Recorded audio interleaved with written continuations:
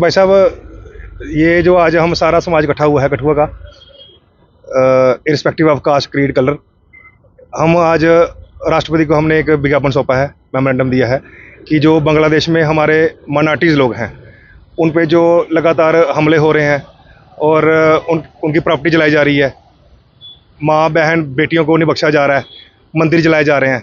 तो उसी के संदर्भ में हमने आज एक मेमोरेंडम दिया है प्रेसिडेंट ऑफ इंडिया को थ्रू डिप्टी कमिश्नर कठुआ कि इस पे संज्ञान लिया जाए और ये जो अटैक हो रहे हैं इसको रोका जाए इमीडिएटली और हमारे लोगों का वहाँ पे ध्यान रखा जाए।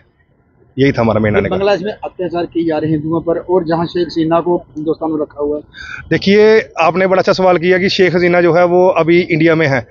अब 195 कंट्रीज़ हैं इस वर्ल्ड में, तो वो उसने कहीं भी अपना दावा नहीं ठोका कि मैं कहाँ पे सेफ रह सकती हूँ। उसको लगा कि मैं इंडिया में सेफ रह सकती हूँ और वो इंडिया में रही है। अब 1971 में भी जब ये बांग्लादेश वाला मसला बना था तब भी शेख हसीना को इंडिया ने रखा था। अब लेडी है, अब उसको भरोसा है इंडिया पे, बाकी कंट्रीज़ में नहीं गई, वो अमेरिका में नहीं गई, इंग्लैंड में नहीं गई। 195 का नाम इसलिए मैंने लिया तो उसको छोड़ के इंडिया में क्यों आई है, वो भी सवाल देखें आप।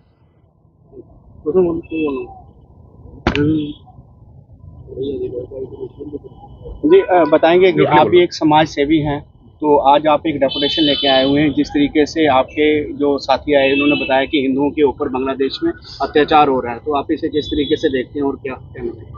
देखियो, जो मेन बात है वो भाई साहब ने, हिमांशु जी ने आपको बता दी है। और मैं सब अपने जो बांग्लादेश में जो हमारे हिंदू भाई हैं, मैं अपना मैसेज यही उनको देना चाहता हूँ कि एक ना एक दिन बंदे के ऊपर मौत तो आती आती है। बांग्लादेश वालों को बोलना चाहता हूँ, अपने जो हमारे यहाँ पे हिंदू भाई हैं उनको मैं बोलना चाहता हूँ, जब ये घड़ी आ जाए ना तो पीछे नहीं हटना चाहिए, लड़ना चाहिए। मरना तो एक दिन है ही है ना, मरने से डरना क्या है। अगर ये तो कोई मुद्दा ही नहीं था कि अगर हम कहें कि हिंदू ने उधर कोई गलत काम किया है तो वो तो किया ही नहीं था। इन्होंने अपनी कोई साली मुख मरी परनी है अभी उधर, तो उन्होंने ये मुद्दा बना लिया। देखो, एक जो इंसान होता है ना, वो कभी भी औरत एक कमज़ोर होती है। हमारे हिंदुस्तान में तो एक देवी का रूप भी पूजा जाता है।